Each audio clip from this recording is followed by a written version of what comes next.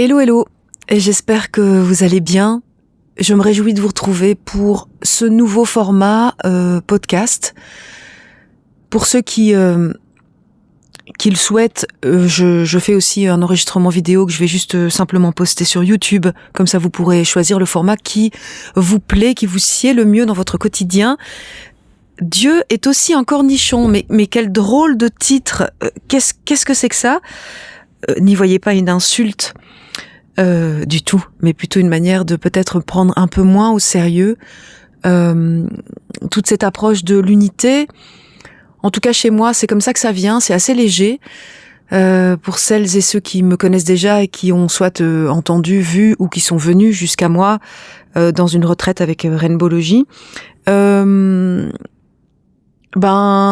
ça fait partie, je dirais, de la manière que j'ai de fonctionner avec tout ça, un peu décalé, un peu légère, ouais, voilà, c'est le mot le plus simple qui me vient. Et donc, oui, si tout est un, évidemment, Dieu est aussi un cornichon. Le cornichon étant le symbole majeur de nos retraites en Laponie, puisque on a remarqué que il y avait une passion cornichon quand même dans ce pays merveilleux, puisqu'en Finlande, quand on va au supermarché, il y a des bacs à cornichons en vrac qu'on peut juste ouvrir et se servir. Et donc voilà, je sais pas, la nourriture occupe toujours beaucoup de place dans les retraites en Laponie, et il y a eu énormément de ce qu'on pourrait dire des private jokes avec le cornichon, et finalement c'est ça qui reste et qui est hyper inspirant, c'est de se dire mais oui, en fait, évidemment, Dieu est aussi un cornichon. Ne restez pas focalisé avec ce mot Dieu. Si Dieu c'est compliqué pour vous encore, eh bien vous mettez la vie, vous mettez la lumière, vous mettez l'univers, vous mettez ce que vous voulez derrière. Ça n'a aucune importance. La forme n'a vraiment aucune importance. Mais l'idée pour moi ici, c'est ça, c'est de proposer des partages simples. Simple ne veut pas dire facile, je le répète, simple ne veut absolument pas dire facile, mais simple en tout cas de comment cette idée d'unité, de paix, de tous ces concepts dont on entend parler, un peu spirituels, beaucoup spirituels sûrement, sont là dans le quotidien, dans tout, absolument tout ce que vous vivez, ce que vous êtes, ce que les autres semblent être également. Et voilà, donc c'est le printemps, c'est le nouveau cycle, c'est la nouvelle année astrologique qui démarre, et donc qui démarre avec ce podcast. Dieu est aussi un cornichon.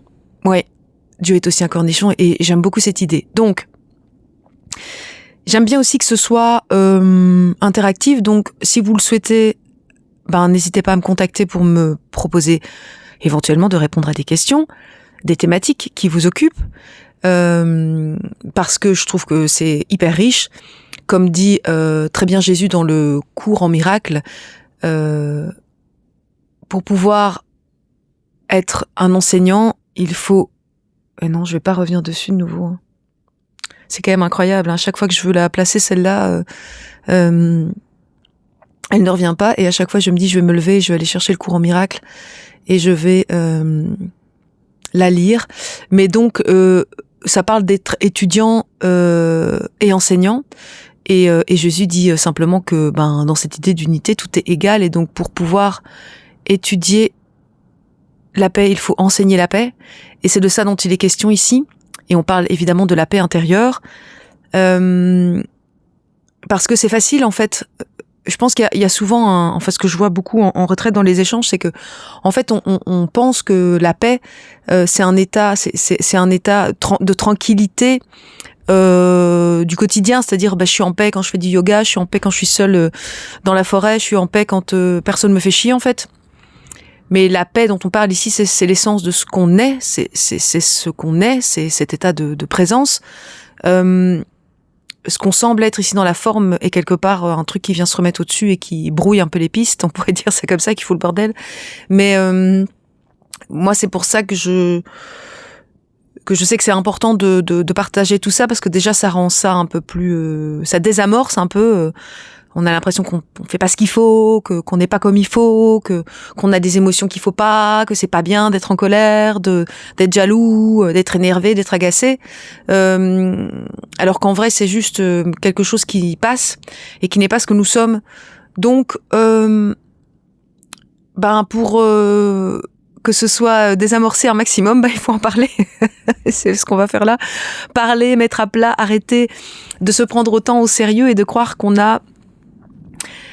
est seulement le personnage qu'on semble être ici dans cette vie, qui a toute son importance également, dans le sens où il n'est pas à rejeter, parce que j'entends aussi beaucoup ce côté, oui, mais mon ego, il faudrait moins, Non, mais en fait, votre ego, il est dans le tout. La seule chose, c'est qu'il vous fait croire que c'est lui qui décide, et l'idée, c'est de remettre un peu d'ordre dans tout ça. Donc voilà, moi, ce que je vous propose, parce que pour moi, aujourd'hui, c'est assez clair. Ça veut pas dire que que je suis là-haut et que moi de ma stature où il ne m'arrive plus rien, évidemment je suis là pour vous donner des conseils et vous aider à être mieux. Pas du tout. Moi je bosse aussi, mais disons que ce qui a changé chez moi, c'est qu'il y a à peu près 2 ans ça s'est arrêté. Je ne cherche plus. J'ai cherché quasi toute ma vie. Et donc là je ne cherche plus. Il y a quelque chose qui s'est arrêté, une pièce qui est tombée, on pourrait dire, une ouverture, je parle souvent oui, c'est vraiment c'est tout, il y a quelque chose qui se diffuse, qui est là tout le temps, mais là-dessus, il y a parfois Christine qui aussi s'énerve, s'agace, est triste, mais aujourd'hui, c'est justement accueilli avec paix, et on va parler beaucoup de ça, de l'accueil, mais qu'est-ce que vraiment l'accueil? On va voir aussi au niveau du vocabulaire, parce que comme je l'explique très bien, je trouve, et je me jette des fleurs en passant, mais sur le site, en fait, il y a énormément de vocabulaire qui peut varier en fonction je dirais, des chemins spirituels que vous empruntez. Ça n'a pas d'importance. L'idée, c'est de justement essayer d'utiliser plein de vocabulaire et puis d'essayer de se retrouver, de se comprendre, puisque les mots veulent dire des choses différentes en fonction de qui les dit. Donc, c'est ça aussi, apprendre à s'écouter et à communiquer ensemble. Donc, on va essayer de faire ça. Donc, je n'ai évidemment pas la science infuse. Je partage mon expérience, mon histoire. Alors, évidemment, mon histoire, en vrai, elle a pas... On s'en fout. Christine, elle a pas vraiment d'importance. Mais ce qui est important, c'est que c'est à travers mon expérience que ça m'a permis de voir clair, d'apprendre. Donc, il n'y a rien acheté, comme je vous disais dans votre histoire. Absolument tout est là pour une bonne raison, même les choses vraiment difficiles, vraiment inconfortables, même horribles. Et on n'est pas là pour vous dire que ce que vous devez en faire du tout, mais ce sera juste une piste, peut-être une voie qui peut vous aider, comme ça a été le cas dans mon histoire. Moi, ma vie a complètement changé. Alors, ma vie, mais aussi la vie des gens qui viennent me voir et avec qui je partage, et puis qui reviennent, parce que là, ça va faire bientôt 8 ans que je fais des retraites mensuelles. Donc ça commence à faire du monde, et puis ça fait aussi du monde qui revient et qui chemine avec moi, en partie, parce que ça veut pas dire qu'ils cheminent qu'avec moi d'ailleurs, mais ça n'a pas d'importance. Mais ce qui est beau, c'est de voir comment ça se transmet. Je vois vraiment cette toile d'araignée un peu, donc on partage, et puis ça résonne, et puis ça s'agrandit. Je vois aussi toujours cette image des ronds dans l'eau. On jette un caillou dans l'eau, voilà, le caillou finalement va au fond de l'eau, et il semble ne plus bouger, mais il y a toute la vibration qui continue de s'étendre à l'infini, puis qui va toucher autre chose, et puis qui revibre à son tour, et voilà. Donc encore une fois, si ça vous parle pas du tout, c'est pas grave, bisous, et puis bon apéro avec les cornichons, et puis à bientôt. Et puis tous ceux pour qui peut-être ça résonne, et peut-être même pour qui c'est difficile, parce que parfois ça résonne, mais c'est difficile de l'entendre.